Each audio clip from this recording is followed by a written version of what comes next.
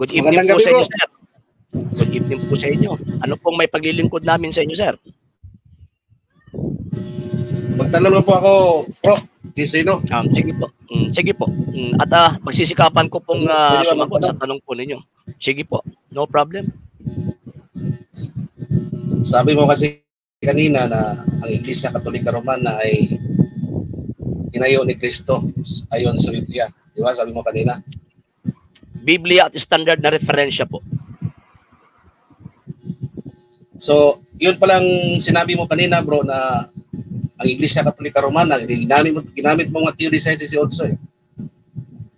Kaya Saan nga ba po. banda sa Mateo 16? Okay, bro. Kaya. Saan ba banda sa Mateo 16:18 na nagsabi si Kristo na ang itinayo kong iglesia ay Iglesia Katolika Romana? Saan banda doon?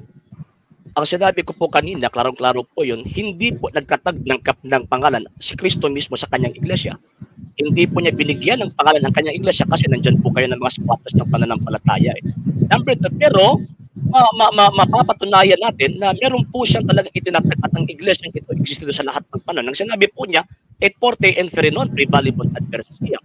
So sa makatwid, itong iglesia ito existido sa lahat ng panahon, from the time of the apostles until now, nandyan po yung iglesia. At wala pong ibang iglesia na existido sa lahat ng panahon, maliban lamang po sa Iglesia Katolika Apostolika Romana. Ano bro? Next. Kung Sabi walang ko po pangalan, kanina, bakit? Okay. Ano, Kuha kita. So kung walang pangalan yan, bakit sa inyo may pangalan? Bakit po? Kasi mas mauna po kasi yung institution kaysa sa pangalan eh. O for example, yung Pilipinas, mas nauna yung mga pulo kaysa sa pangalan. Mas nauna po yung mga pulo ng Pilipinas, late na po yung dumating yung pangalan ng pinangalanan po niya itong bansang Pilipinas. Same po sa Iglesia Katolika Apostolika Romana. Late na po yung pangalan, bakit po? Kasi for the first 1,000 years, iisa lang po kasi yung iglesia na nag-exist sa lahat ng panahon. Iglesia Katolika lang po for the first 1,000 years. So no need na maglagay po sa Biblia ng pangalan.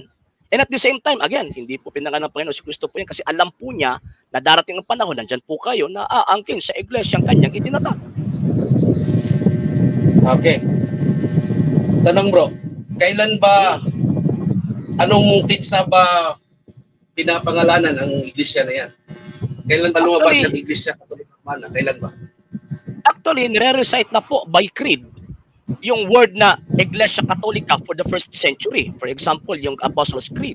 I believe in the Holy Catholic Church. Pagkatapos sa 3rd century, after the Council of Nicaea, one Holy Catholic and Apostolic Church. Sa 4th century, sa panahon ni St. Athanasius, one Holy Catholic and Apostolic Church. Then, it was finally approved na magiging siyang official name ng Iglesia Katolika sa First Vatican Council ng 1869-1870.